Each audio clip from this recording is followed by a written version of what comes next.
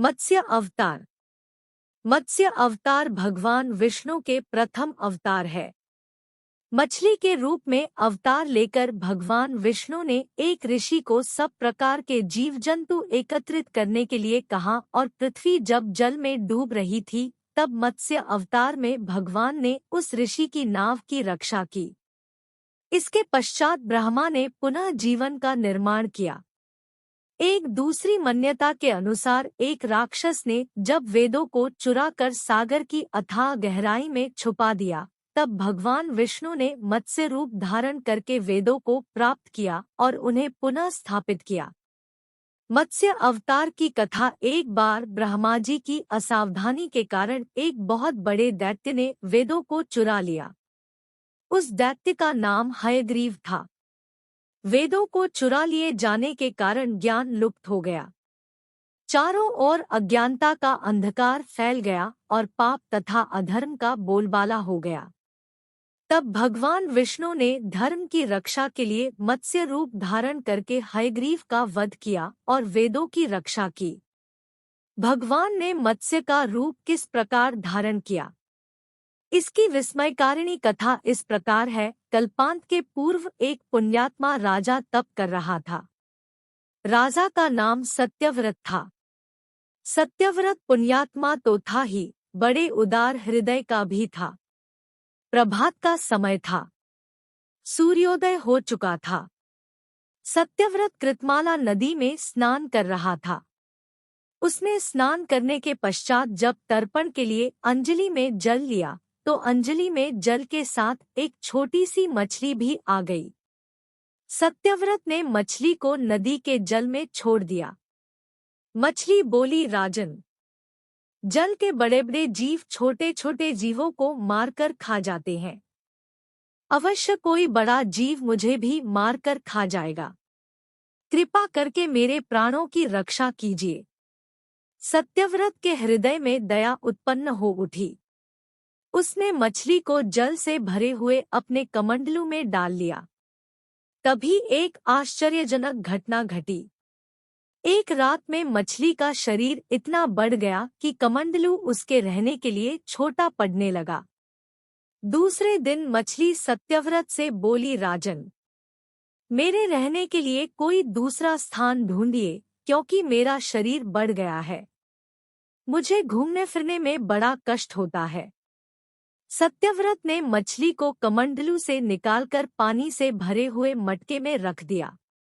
यहाँ भी मछली का शरीर रात भर में ही मटके में इतना बढ़ गया कि मटका भी उसके रहने के लिए छोटा पड़ गया। दूसरे दिन मछली पुनः सत्यव्रत से बोली, राजन, मेरे रहने के लिए कहीं और प्रबंध कीजिए, क्योंकि मटका भी मेरे रहने के लिए छोटा पड़ रहा है।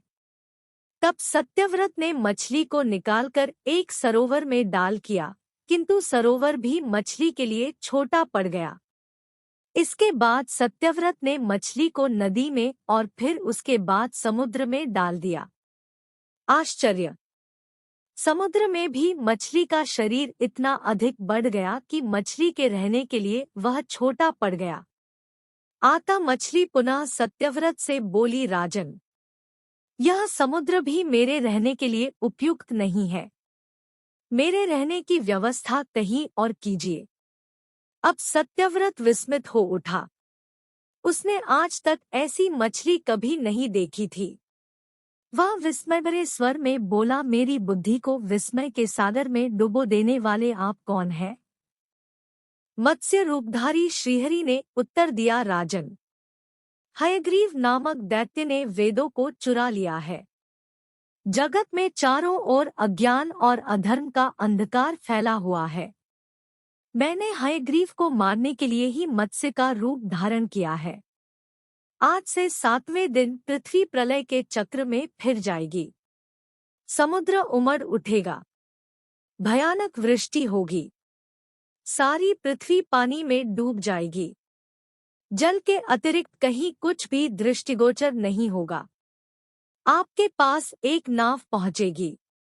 आप सभी अनाजों और औषधियों के बीजों को लेकर सप्तऋषियों के साथ नाव पर बैठ जाइएगा। मैं उसी समय आपको पुनः दिखाई पड़ूंगा और आपको आत्मतत्व का ज्ञान प्रदान करूंगा। सत्यव्रत उसी दिन से हरि का स्मरण करते हुए प्रलय की प्रतीक्षा करने लगे। 7वें दिन प्रलय का दृश्य उपस्थित हो उठा। समुद्र भी उमड़कर अपनी सीमाओं से बाहर बहने लगा। भयानक वृष्टि होने लगी। थोड़ी ही देर में सारी पृथ्वी पर जल ही जल हो गया। संपूर्ण पृथ्वी जल में समा गई। उसी समय एक नाव दिखाई पड़ी। सत्यव्रत सप्तऋषियों के साथ उस नाव पर बैठ गए। उन्होंने नाव के ऊपर संपूर्ण अनाजों और औषधियों के बीज भी भर लिए। नाव प्रलय के सागर में तैरने लगी। प्रलय के उस सागर में उस नाव के अतिरिक्त कहीं भी कुछ भी नहीं दिखाई दे रहा था। सहसा मत्स्य रूपी भगवान प्रलय के सागर में दिखाई पड़े। सत्यव्रत और सप्तऋषि गण मत्स्य रूपी भगवान की प्रार्थना करने लगे। भगवान से आत्मज्ञान पाकर सत्यव्रत का जीवन धन्य हो उठा। वे जीते जी ही जीवन मुक्त हो गए। प्रलय का प्रकोप शांत होने पर मत्स्य रूपी भगवान ने हयग्रीव को मारकर उससे वेद छीन लिए। भगवान ने ब्रह्माजी को पुनः वेद दे दिए। इस प्रकार भगवान ने मत्स्य रूप धारण करके वेदों का उद्धार तो किया ही, साथ ही संसार के प्राणियों का भी अमित कल्याण किया।